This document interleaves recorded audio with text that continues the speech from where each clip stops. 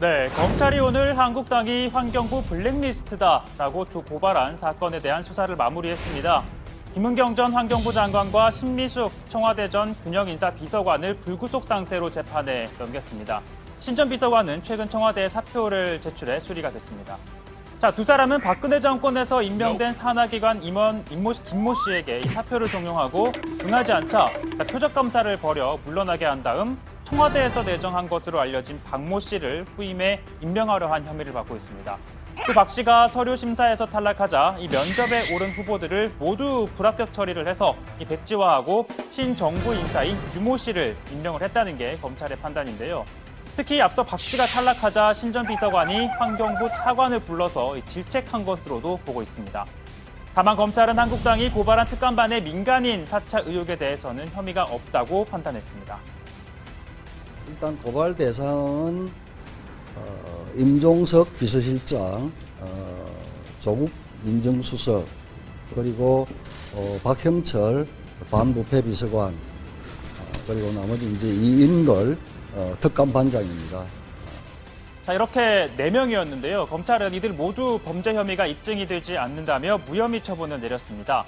자, 박형철 비서관은 또 차장검사와 건설업자 간 금품수수 의혹이 있다는 이 첩보를 연수원 동기인 해당 차장검사에게 알려줬다라는 혐의로도 또 고발을 당했었는데 통신 그리고 계좌 기록을 추적하고 당사자 등을 조사한 검찰은 해당 차장검사와 건설업자는 모르는 사이고 또 돈을 주고받은 기록도 나오지 않아 의혹 자체가 허위라고 결론 내렸습니다.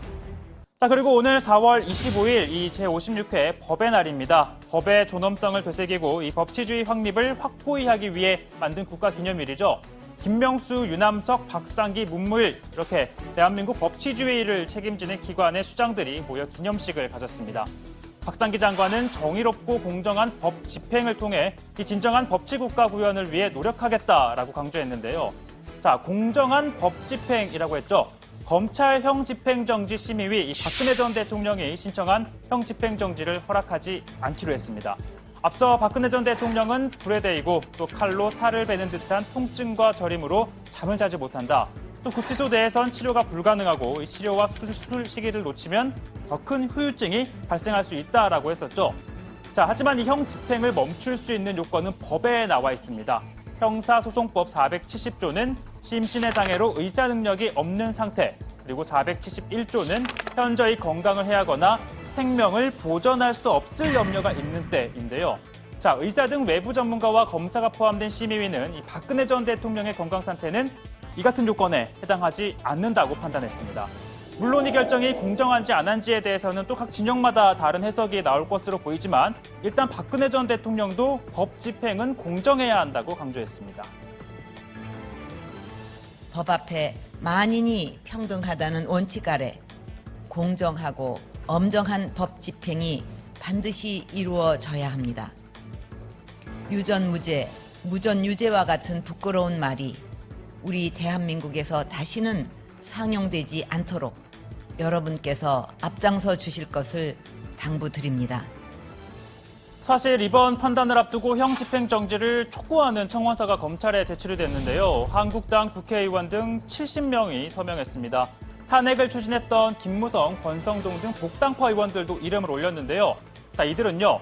나치 당시 아우슈비츠를 묵인했던 저들의 편견이나 이 박근혜 전 대통령을 향한 잔인한 폭력을 묵인하고 있는 대한민국 현실이 한치도 다를 바 없다며 대한민국들이 나치 시대에 이 박 전 대통령의 수감 생활을 반인륜적 강제 수용소에 비유했습니다. 자, 그러면서 힘없고 약한 전직 대통령에게 이 가혹한 잣대를 들이대고 있다라고 했는데요. 자, 이건 황교안 대표의 주장도 마찬가지였습니다. 여성의 몸으로 오랫동안 구금 생활을 하고 계십니다. 이렇게 오래 구금된 전직 대통령이 안 계시는데 아프시고 또 여성의 몸으로 감당하기 어려운 이런 상황에 계신 점을 감안해서 국민들의 바람이 이루어지기를 바랍니다. 자, 이 청원을 대표한 인물 바로 한국당 홍문종 의원입니다.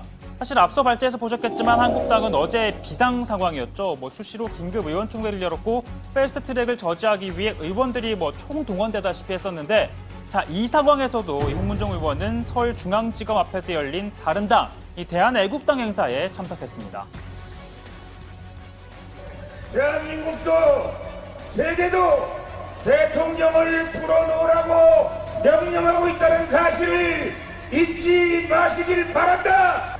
윤 지검장, 네가 얼마나 잘못했는가, 역사 앞에 잘못했는가를 우리 역사와 애국 시민 앞에 낱낱이 고해주기를 바란다.